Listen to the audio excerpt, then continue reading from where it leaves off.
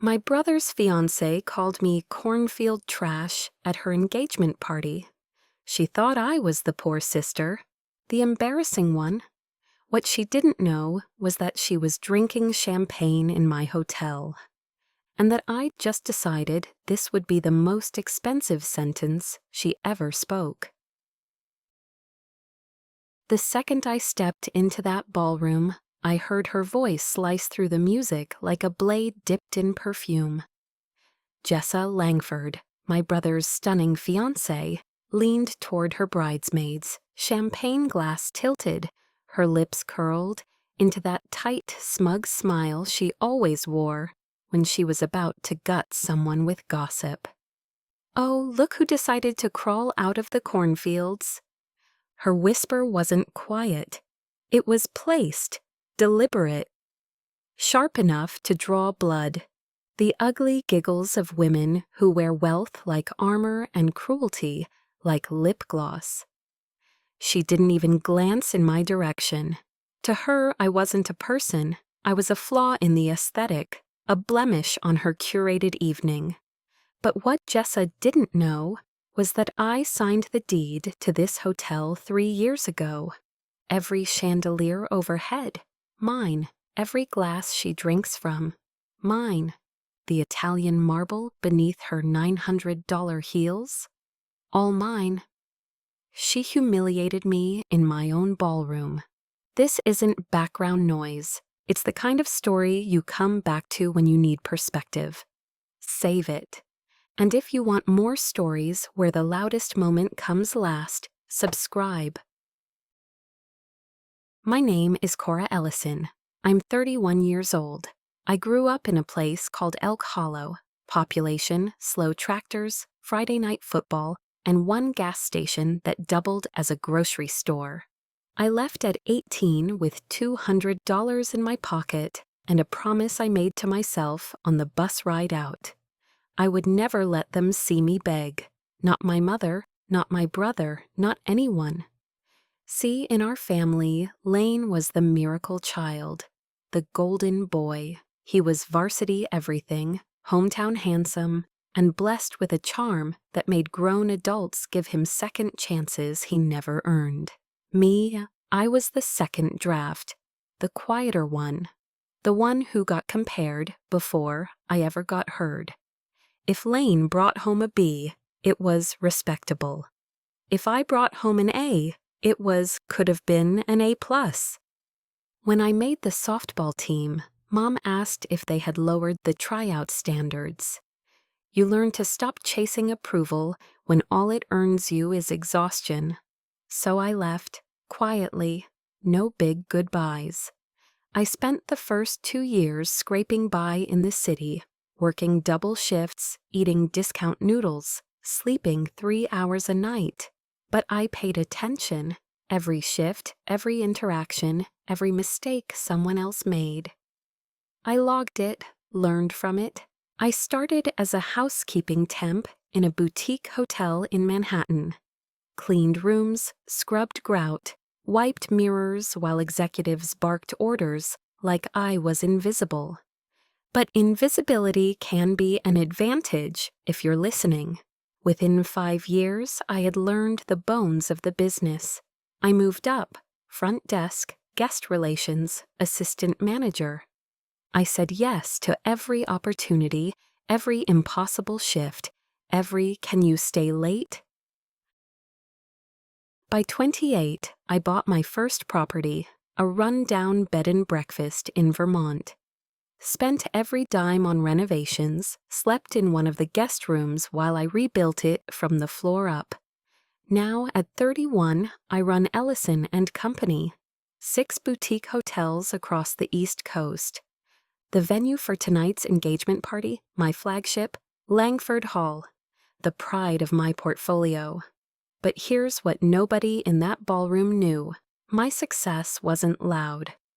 I never told my family what I'd built, not because I was hiding, but because they never asked. They were too busy praising Lane's insurance job, too busy painting me as the lost cause. To them, I was still that kid who left town with calloused hands and a chip on her shoulder.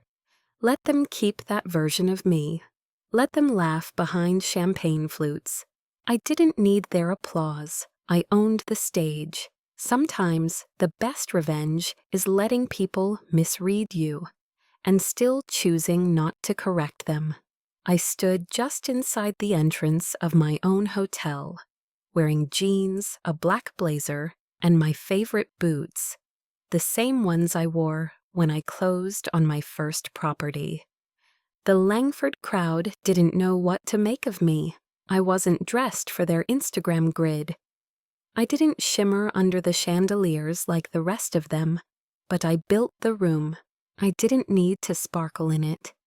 I watched Jessa work the crowd like a pageant queen, kissing cheeks, tossing air kisses, posing with champagne like she was born holding it. Her parents, Robert and Celeste Langford, stood nearby. Everything about them gleamed. Gold cufflinks, manicured grins, the kind of polish that came from grooming, not grace. Robert had the face of a man who didn't hear no very often. Celeste had a smile like a blade, delicate, sharp, and ready to draw blood without leaving a mark. Lane stood beside Jessa, beaming like the idiot in a toothpaste ad. He looked proud. He looked dazzled. He had no idea he was holding a lit match over a pile of gasoline. My mother, Miriam, was at the front of the ballroom, laughing with some country club wives who still wore their pearls like they were armor.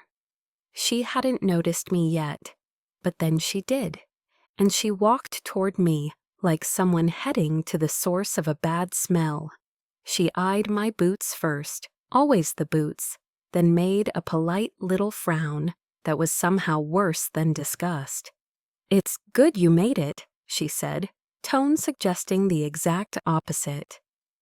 I told her I came straight from work. She looked relieved. "Ah, that explains everything." She asked me to please behave, as if I'd shown up to ruin Jessa's big moment, just by breathing the same air. And then she dropped the grenade. "I hope you don't mind that we gave Jessa your grandmother's pendant." I blinked. "My what?" "The opal necklace," she said. "You know, the one Mom always wore at the holidays. Jessa just loved it. And it matches her dress so perfectly, don't you think?" I looked across the room. There it was, hanging around Jessa Langford's neck, like it had always belonged there. That necklace wasn't just jewelry. It was a promise. One my grandmother made when I was 14, whispered in my ear while she held my hand. "This one's for you, Cora," she said. "Because you dream bigger than this town, you'll need something to remember who you are." My mother had been standing in that room when she said it, and now she had handed it over like a party favor. I didn't say a word, didn't flinch, didn't let them see the glass crack. Instead, I turned and walked to the bar, ordered a bourbon, neat. My staff, to their credit, pretended not to know me. That's why I trusted them. Across the ballroom, my general manager, Leo Mercer, caught my eye. Gave me the smallest nod. Everything was running perfectly, on the surface. But then the night shifted. It was a passing moment, so quick most people would have missed it. I was on my way to the restroom when I passed Robert Langford in the hallway. He was hunched over his phone, pacing, his voice hushed but urgent. He didn't see me. "They think the money's real," he said into the phone.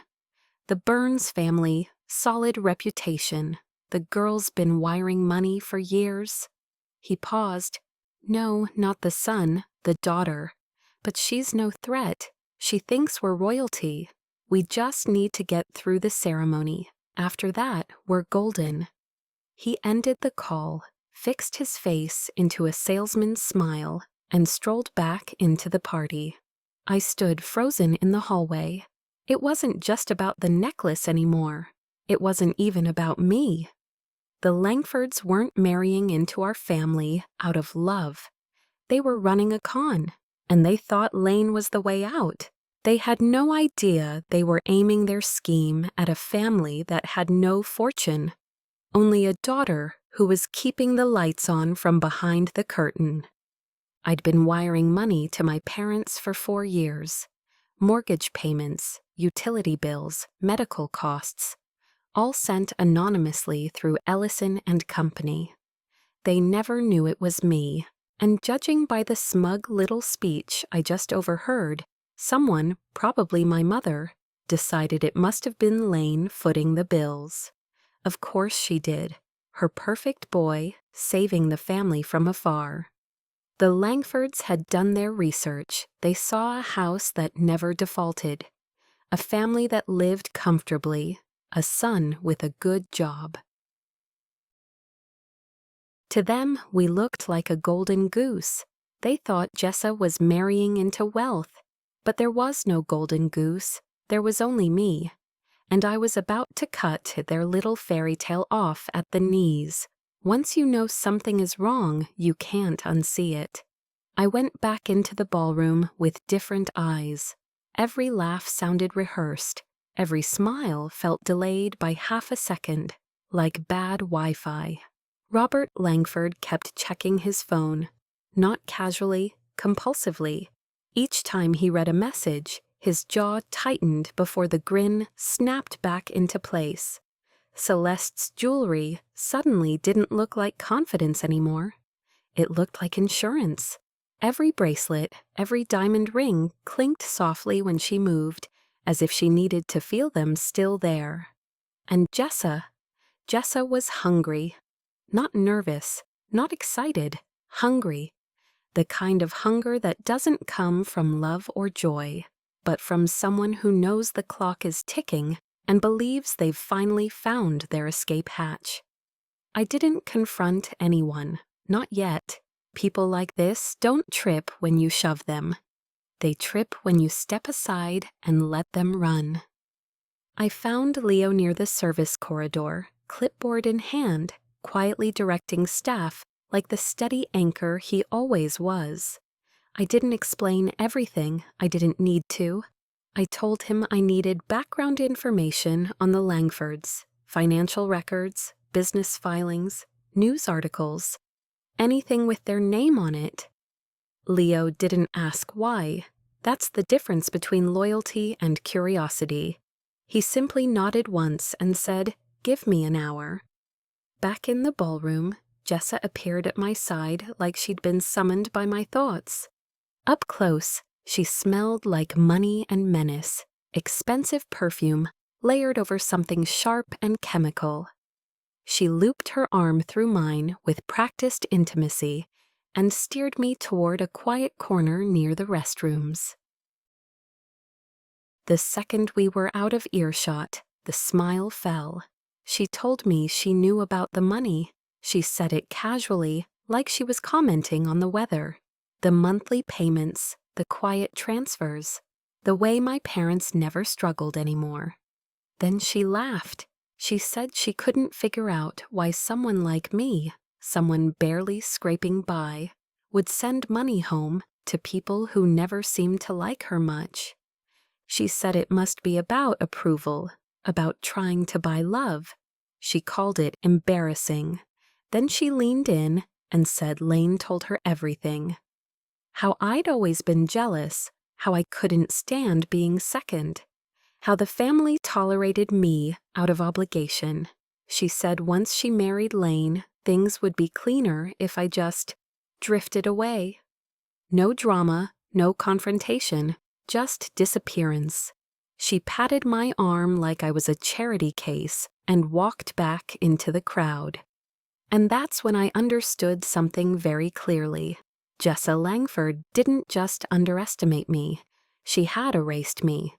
She had built her entire plan around the idea that I didn't matter, which meant every move she made was sloppy. Leo found me 40 minutes later. He didn't smile. He handed me a slim folder and said, "You need to read this somewhere private." I took it to the parking garage. The concrete walls swallowed sound. The fluorescent lights flickered like they were trying to warn me. Inside the folder was a disaster. The Langfords weren't wealthy. They were drowning. Shell companies, inflated property values, investor funds rerouted through a maze of LLCs, a classic long con dressed up in tailored suits, and it was already collapsing. 6 months from bankruptcy, federal audits underway, multiple civil complaints quietly filed in another state. This wedding wasn't a celebration, it was an extraction. They weren't marrying Lane because they loved him. They were marrying him because they thought his family was their lifeboat. And the cruelest irony of all was that my family had nothing to give. The house was mortgaged. Lane's salary was ordinary. There was no hidden fortune, just me, silently propping up a story that didn't exist. If the Langfords discovered the truth, they wouldn't just disappear, they'd detonate, and my family would be standing in the blast radius. I sat there in the dark garage and let the weight of that settle. This wasn't revenge anymore. This was containment. Part of me wanted to let it happen. Let the Langfords get what they deserved. Let Jessa rot in the mess she built. Let my mother watch her fantasy daughter-in-law collapse under the weight of her own lies. Let Lane feel what it's like to be blindsided, used, humiliated. Let them all feel small. I could have done nothing, just let the story run its course. But the truth is, I'm not built that way. Lane may have forgotten who I was, but I hadn't forgotten who he used to be. The brother who taught me to tie my shoes, who scared off my first bully, who used to sneak extra cookies into my lunchbox when Mom wasn't looking. And my mother, she may have treated me like a draft version of her dream, but when I had chickenpox at 7, she sat by my bed for 3 nights straight, reading the same book over and over until her voice cracked.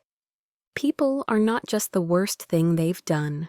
Family is complicated, it's ugly and messy and often undeserved, but it's still yours. And sometimes protecting the people who failed you is the most powerful thing you can do. I wasn't going to let a pack of con artists strip them bare and vanish into the night. They had no idea they'd targeted the one person who could stop them, and would. I didn't owe my family anything, but I owed myself this moment. Because if I was going to expose the Langfords, I was going to do it my way. Clean, strategic, unmistakable. So when they fell, it wouldn't be from a push, it would be from their own weight. All I had to do was move the floor. The first call I made was to my lawyer, Vanessa Stroud. It was 7:42 p.m. I knew she'd answer. That's why I pay her 6 figures a year. Not just for her intelligence, but for her instincts. I gave her the short version: suspected fraud, fake identities, multiple shell companies, and a target on my brother's back.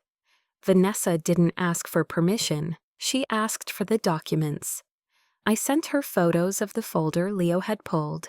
She said she'd verify everything within the hour. The second call was to someone even more precise, a forensic accountant named Alma Rivera. I met her during a messy acquisition 2 years ago. Alma could look at a spreadsheet and tell you if someone was lying, what they were hiding, and which offshore account it was buried in. She called me back 43 minutes later. Her voice was calm, but thrilled. She said the Langfords were textbook grifters. A trail of debt stretching from Arizona to New York. Same con, different names. And then she paused. She asked, "You want to know the real kicker?" I told her to hit me. The daughter, the fiancée, her name's not Jessa. It's Savannah Drake. Her real parents were indicted in Phoenix 3 years ago. She skipped town before charges stuck. Been using aliases ever since. I didn't blink. Of course she wasn't real. People like Jessa, Savannah, don't build lives, they borrow them. Leo met me near the AV control booth. I handed him a flash drive. Inside, everything Alma and Vanessa had verified. Court documents, scanned affidavits, public records, mugshots, shell company registries, even a photo of Savannah from 3 years ago, wearing the exact same smile she wore tonight. I told him the plan. At 9 p.m., Robert Langford was scheduled to deliver a toast, a warm welcome into the family. At 9:01, I wanted the truth on every screen in the ballroom. Leo didn't ask if I was sure. He just said, "We'll be ready." Vanessa called back at 8:27. The federal investigator she contacted, Agent Dahlia Mercer, had been hunting the Langfords for months. They'd changed names too many times, slipped through too many fingers, but now they were cornered. Agent Mercer's team would be outside Langford Hall by 9:15. All I had to do was give them a reason to walk in. I stood near the back of the ballroom, invisible again. The slideshow behind the stage showed photo after photo of Lane and Jessa, smiling at beaches, holding cocktails, pretending their future wasn't borrowed from lies. I checked my watch, 8:41. My phone buzzed, a text from Lane. "Hey, can we talk before the toast? Something's off, don't know how to explain it." I stared at the message. He was starting to feel it, that tug in your gut when something doesn't fit, when smiles start to feel like masks. He'd ignored that feeling for years when it came to me. At least now he was listening to it. But it was too late for warnings. I typed back, "After the toast, just wait." He replied with a thumbs up. 8 minutes. Jessa glided past me, laughing too loudly at a joke no one else heard. Robert was straightening his tie, holding court with a cluster of men in navy suits. Celeste adjusted her necklace for the 3rd time in 5 minutes. They had no idea the curtain was already rising. At 8:59, Robert took the mic. The room quieted, champagne glasses lifted, smiles frozen in place. He cleared his throat and said, "Thank you all for being here tonight. This evening is about love, but also about legacy." I watched him closely, watched Celeste nod along, watched Jessa, Savannah, slip her hand into Lane's like she was grounding him for what came next. Robert continued, "When Jessa introduced us to Lane, we felt something immediate, that sense of stability, of class, of shared values." I almost laughed. These people didn't feel things, they calculated them. He raised his glass. To love, to family, to forever. And that's when I texted Leo one word: now. The ballroom screens flickered once, then the slideshow vanished, then came the documents, court filings from Phoenix, wire transfers, fraudulent contracts, then her name, Savannah Drake. A photo appeared, her real face, unfiltered by tonight's mascara and manipulation. The room didn't erupt, it exhaled. A wave of confused gasps swept across the floor like a ripple through silk. Lane stared at the screen, then at Jessa, then back again. Robert froze mid-toast, his glass halfway to his lips. Celeste's smile collapsed, Jessa's hand trembled. And then Agent Mercer stepped into the room. Badge out, voice calm. She called Savannah Drake by name. Jessa didn't run. She just broke. And the rest of them followed. I scanned the room as the agents closed in, and that's when I saw my mother. Miriam Ellison stood frozen near the edge of the crowd, her pearls tight against her throat, her fingers curled around her clutch, like she didn't trust the floor beneath her anymore. But it wasn't shock on her face. It wasn't anger, It was confusion, deep, quiet confusion, like she was watching something she believed in collapse and realizing she didn't know which daughter was real anymore. For the first time in my life, she wasn't measuring me against anyone. She was looking at me like she was trying to recognize me. Agent Mercer's voice cut through the ballroom like a violin string drawn tight. "Savannah Drake, you are under investigation for wire fraud, identity theft, and conspiracy to defraud investors across state lines."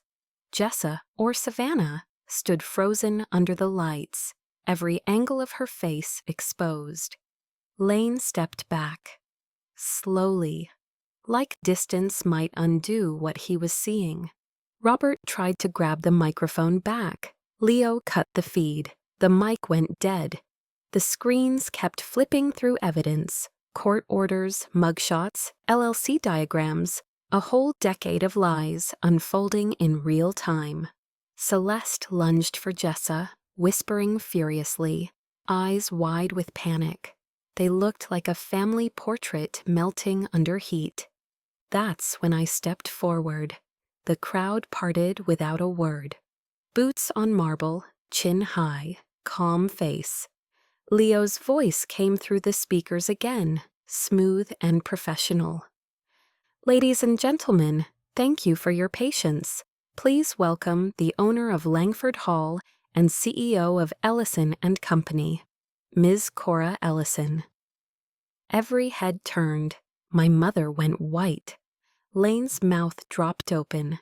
Even Jessa, in the middle of her spiral, looked stunned. I took the microphone from Robert's hand. He didn't resist. "Good evening," I said. "I apologize for the disruption, but I thought the guests might want to know who and what they were actually celebrating tonight." I gestured to the screens. "The Langfords, or rather the Drakes, have been running variations of this same scheme for years. Real estate cons, fake companies, investor fraud. They're not who they claim to be, and their daughter's name isn't Jessa, it's Savannah." Savannah found her voice again. "You're lying," she hissed. "You're a jealous nobody who couldn't stand to see your brother happy." I smiled at her, a real one this time. "Then I suppose the FBI is jealous too. Agent Mercer?" Agent Mercer nodded. Behind her, 2 more agents entered, quiet and efficient. The room was silent except for the click of heels and cuffs. Savannah panicked. She grabbed Elaine's arm. "You're going to let her do this to us. You love me."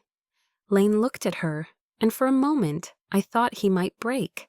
But then he said softly, "I don't even know who you are." Savannah snapped. She lunged at me, screaming, about how I ruined everything, about how I was supposed to be the embarrassment, the poor girl who'd disappear quietly. Security caught her mid-swing. I leaned in as they dragged her back. "You schemed under my chandeliers, and now the lights are all on you." Robert was already in handcuffs. Celeste sobbed into a cocktail napkin.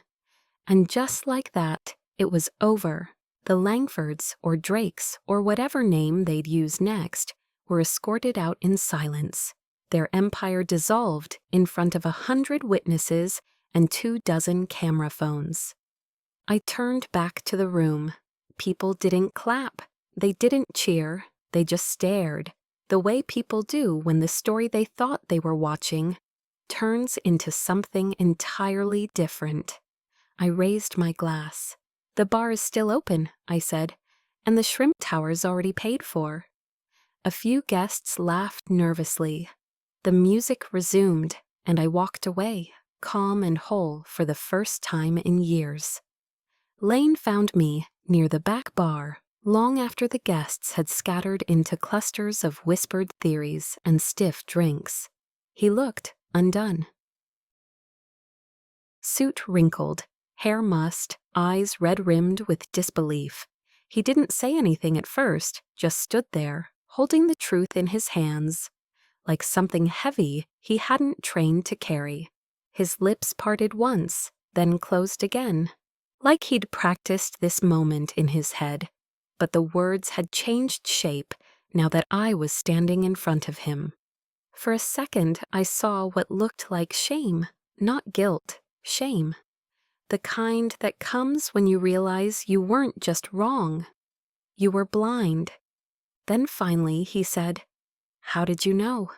I sipped my bourbon, let the silence stretch. "I watched, I listened," I said, "the same way I've always watched this family, from the edge of the room." Lane's shoulders dropped. "I'm sorry," he said, "for everything, for not seeing you, for letting them treat you like background noise." His voice cracked. "I should have known." I looked at him, really looked. Not the brother I remembered, not the golden boy, just a man who had finally been forced to see. "Sorry as a start," I said. He nodded, quietly, gratefully. Then my mother approached. Miriam Ellison moved like someone walking through a dream, or waking from one. Her expression was hollowed out, stripped of its usual steel. She reached into her purse and pulled out a velvet box. She opened it. Inside was my grandmother's opal pendant. "The necklace," she said softly. "Savannah threw it during her tantrum. Someone found it on the floor." She held it out to me. I gave it away like it meant nothing, but I knew. I always knew. I took the box, felt the weight, felt the years of silence pressed into that small velvet square. "I never wanted credit," I told her. "I never needed thanks, but I thought you should know who's been paying your bills." I showed her the transfer records on my phone. 4 years of anonymous payments, every mortgage line item, every utility, every medical expense. All me. She stared at the screen, then at me, then back at the screen. Tears welled, not the performative kind I'd seen at charity dinners and school plays. These were real. "You must hate me," she whispered. "No," I said. "I just stopped trying to be seen." We stood there, not quite hugging, not quite anything. Just two women who had finally said what needed to be said. There would be time for more, but for now, this was enough. Later, as the ballroom emptied and the last guest slipped out into the warm night, I held the necklace in my palm. It was beautiful, but more than that, it was mine. And this time, no one could give it away but me. Finally. 3 weeks later, I sat in my office at the top of Langford Hall. The name would be changing soon. The morning sun poured through floor-to-ceiling windows, catching in the crystal decanter on my desk. Everything in this room had been built from scratch. No inheritance, no favors, no shortcuts. Just long hours, hard choices, and the refusal to fold. The Langfords, or the Drakes, were officially finished. Federal prosecutors had what they needed: wire fraud, conspiracy, false identities. Alma's evidence sealed it. Savannah was denied bail. Turns out, when you steal from that many people, the system doesn't assume you'll stick around for court. Local press ate it up. CEO exposes fiancée at her own engagement party. The quiet hotel heiress who took down a family of frauds. But the one headline that made me laugh, the one I framed and hung in my office: "Stinky country girl crashes the right party."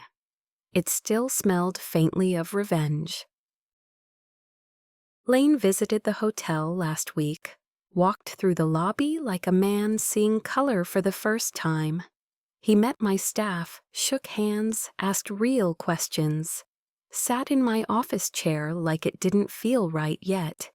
We went to lunch, no family pressure, no stage play, just brother and sister. He said he was starting therapy, said he had a lot to unlearn. I told him good, so do we all. My mother sent flowers, a handwritten note. She said she'd started seeing someone too. Not a new man, a therapist. She said she wanted to understand the parts of herself that made her overlook the daughter who had been holding up the house from behind the curtain. I told her we could take it slow. That's the thing about rebuilding. You don't start with the walls. You start with the foundation. This morning, I hosted a business breakfast at the hotel. Investors, developers, the kind of people who say value proposition and think it makes them sound wise. Halfway through, the elevator dinged. A young woman stepped out. Simple clothes, nervous eyes, shoulders tucked inward like she was bracing for a storm. One of the investors, Richard Horn, all cufflinks and condescension, leaned toward me and muttered, "Wrong floor." I stood up and smiled. "Gentlemen," I said, "I'd like you to meet Alexis Hale, this year's Ellison and Company Scholarship recipient. She's starting at Cornell's hospitality program in the fall, worked 2 jobs to put herself through community college, grew up in rural Indiana. Sound familiar?" Alexis looked like she might faint. Richard went silent. Good. I led her to the head table, sat her beside me, poured her a coffee. "You belong here," I told her quietly, "even when people look at you like you don't, especially then."